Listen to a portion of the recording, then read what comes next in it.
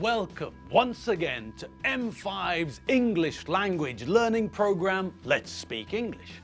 I'm Gav Duncan and I'm here on your TV to help you learn English. Now, are you sitting comfortably? Yes? Good. And are you ready for today's lesson? Yes? Good.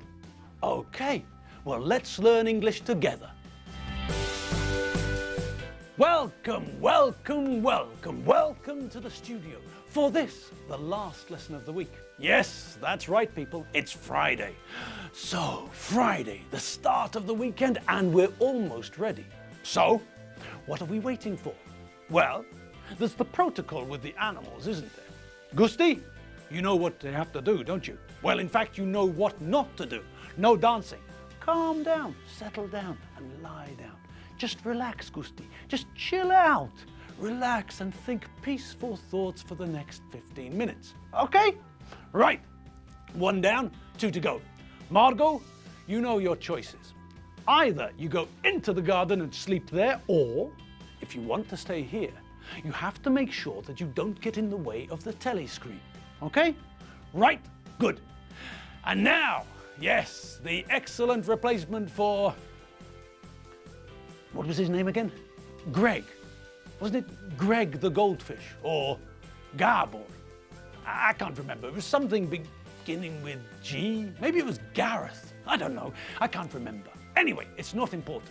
What is important is that Guy the goldfish, or whatever his name was, has been replaced after he died.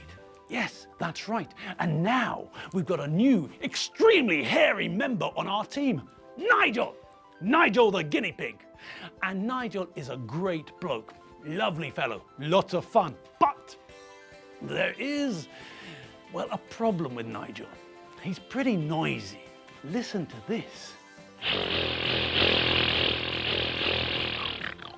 So, as you can see, Nigel's a great bloke, but we can't hear the telly when he makes all that racket. So, the third point, Nigel, please keep quiet for the next 15 minutes, okay? After that, well, it's the weekend. Let your hair down, make as much noise as you like, but for the next 15 minutes or so, turn off the sound machine, okay? Okay, people, we're ready, I think. Are you all ready? Yes? Great. Well then, let's make a start on this, the last lesson of the week. And who remembers what we were talking about yesterday? Microchip technology. What? Is it microchip technology? No, I don't think so. I don't remember talking about microchip technology. Does anyone else have any ideas? Este es el aparato de mi invención. Prácticamente es una máquina de tiempo. No. What are you people on about? I never said anything about a Mexican time machine. You lot are confused. Right then, let's sort this mess out. Yesterday, we were looking at 2 things which we didn't have time to finish. One thing was the sentences we were doing to practice using the so plus auxiliary verb plus subject form of agreeing with something. And the other thing was the conclusion of Mary and Lizzie's trip to the shoe shop. There was nothing about microchips or Mexican time machines. Now come on, pay attention. Right then, now that we're all on the same page, let's get started, shall we? Okay, ole. So, we didn't have time to finish the sentences yesterday, so let's finish them now. Here are the sentences once again. And yes, why not? Let's hear the music again too.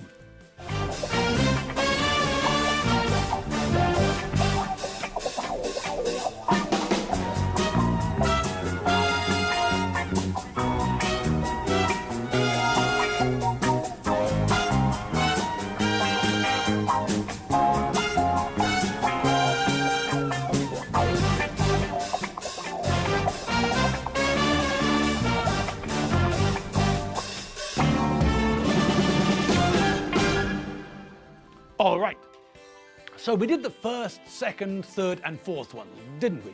Which means that we've got 2 left. So, what do you think about the last 2? Well, let's have a look at number 5, shall we?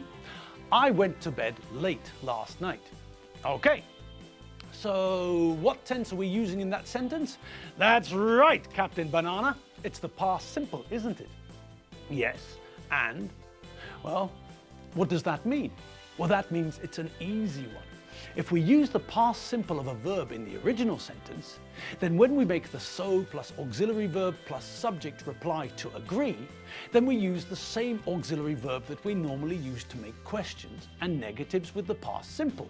That's right, we use the past simple form of the verb to do. And what's the past simple form of the verb to do? Did! Correcto mundo lumbago, Batman! So, let's complete the sentences. I went to bed late last night. So did my kids. So did the crew. So did they. Excellent. So, we know that my kids are they, which is a plural subject form, isn't it? But remember that with the past simple form of do, with did, there's only one form for all subjects. The reply could be, so did I, so did it, so did we, so did you, or so did they. We don't have to worry about changing anything as far as the verb is concerned. Okay then, we're on fire! Right then, Superman, let's carry on, shall we? Yes, let's. Okay, next one, last one, number 6. Next Monday, I'll be relaxing in the sun in Sicily. So will my mum and dad. So will my aunt. So will Chief Mangazuto Butalese. Great! And we finished. And because in that one we were using will, we know that in the reply using so we also have to use will. Simple. Okay, so that's the exercise finished. Time to move on to the other thing we didn't have time to finish. We were just watching as Mary and Elizabeth Benchfield were going to pay for Lizzie's new blue shoes. Well, what are we waiting for? Let's see how they're getting on. Okay, so you'd like the blue ones. All right, that comes to £34.50. Here you are. Oh, I'm very sorry, madam, but we don't take credit cards. Can you pay in cash? Oh, well, hang on. Let me see how much cash I've got. No, I'm afraid I've only got £27 on me. Well, I can put the shoes aside for you if you'd like. I can keep them until you come back. Well, okay, but we haven't got time to come back today. I'll have to come back tomorrow if that's okay. Of course, madam. Tomorrow will be fine. I'll leave them here and write your name on the box so that everyone knows that you've reserved these shoes. Thank you. The name's Benchfield. Mary Benchfield. Benchfield. Okay, there, that's done. All right, Mrs. Benchfield, I'll put the shoes here by the till and they'll be waiting for you. We close at 6 p.m. tomorrow. Oh, I'll come and collect the shoes about lunchtime, I think. Well, I've got tomorrow off, so I won't be here, but I'll leave a note for my colleagues to let them know that these shoes are reserved for your daughter. Thank you very much. Well, enjoy your day off and thank you again.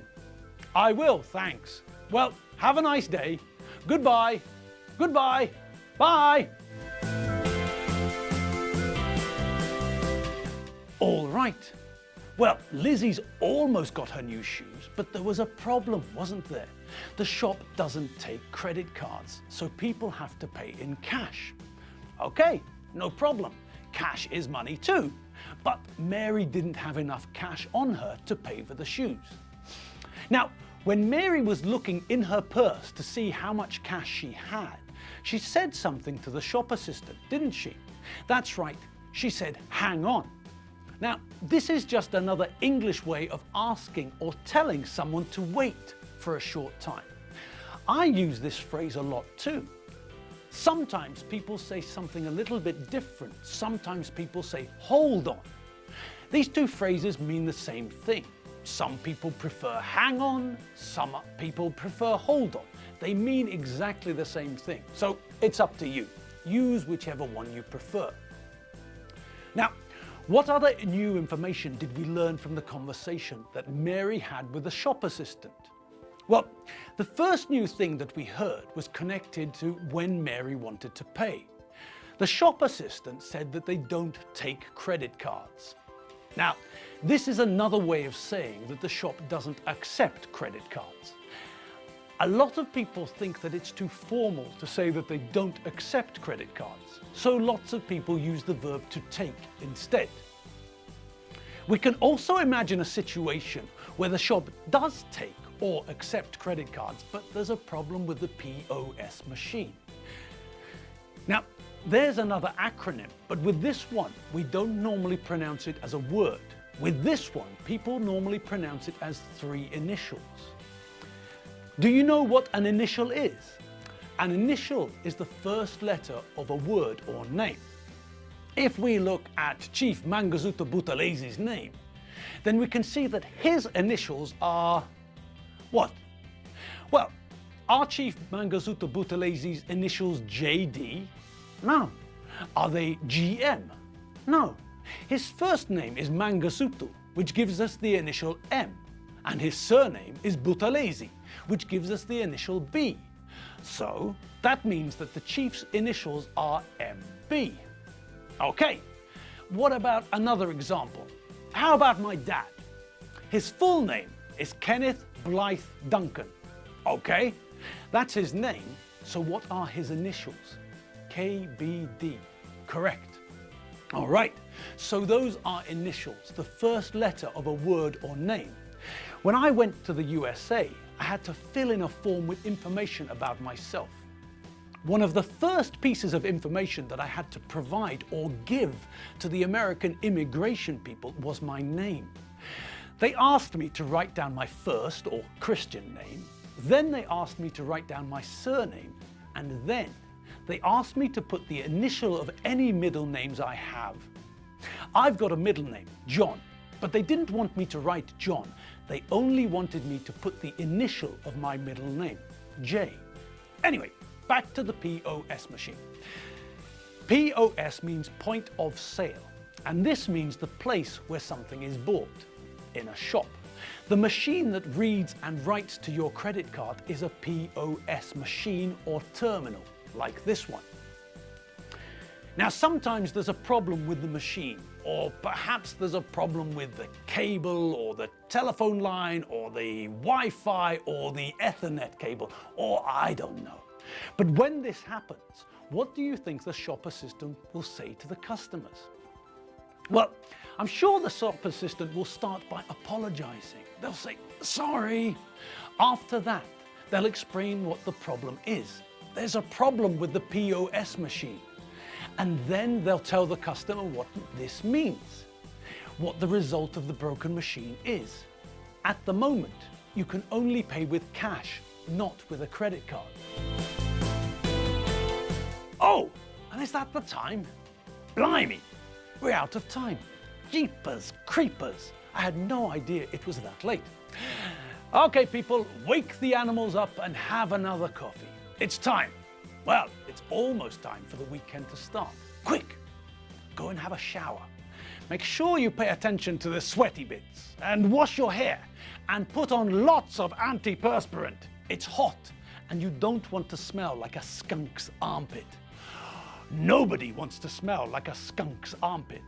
Oh, and that reminds me, antiperspirant. Do you remember anti, the prefix meaning against? This is something that works against perspiration. This works against sweat. It stops you sweating. Right then, go and get your coffee and then start getting ready to hit the town. I'll see you after the weekend, fresh and ready on Monday. And if you feel the need for more English, rush along to www.m5tv.hu.